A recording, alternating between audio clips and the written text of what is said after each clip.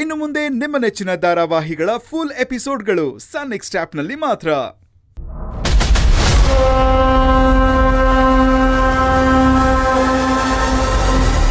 ಏಯ್, ನಾವೊಂದು ಸ್ವಲ್ಪ ಹೊತ್ತು ಮಲ್ಕೋತೀವಿ, ಇವಳನ್ನ ಸರಿಯಾಗಿ ನೋಡ್ಕೋ.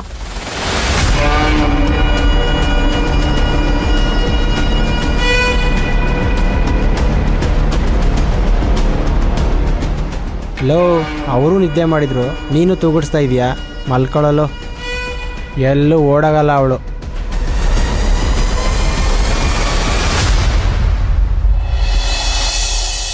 ಇದಕ್ಕೆಲ್ಲ ಕಾರಣ ರಾವಣ ಅಂತ ಒಬ್ಬ ಇದ್ದಾನೆ. ಅವನೇ ನಮ್ಮ ದೊಡ್ಡ ಶತ್ರು.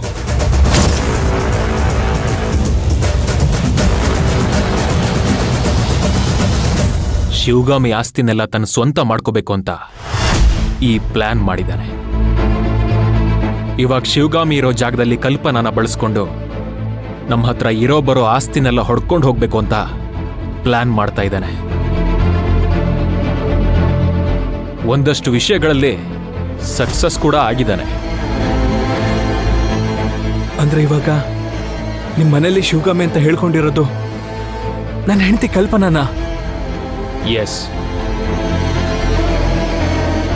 ಕಲ್ಪನಾನ ಬಳಸ್ಕೊಂಡು ಅವಳಿಂದ ಕೆಟ್ಟ ನಿರ್ಧಾರಗಳನ್ನ ತಗೊಳಕ್ ಹೇಳಿ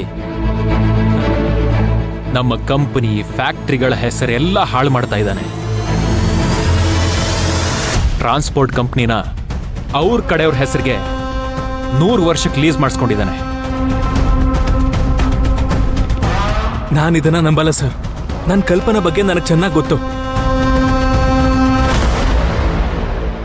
1 ಕೋಟಿ ರೂಪಾಯಿ ಕೊಡ್ತೀನಂದ್ರು ನನ್ನ ಕಲ್ಪನಾ ಇಂಥ ಕೆಲಸ ಮಾಡಲ್ಲ ಸರ್.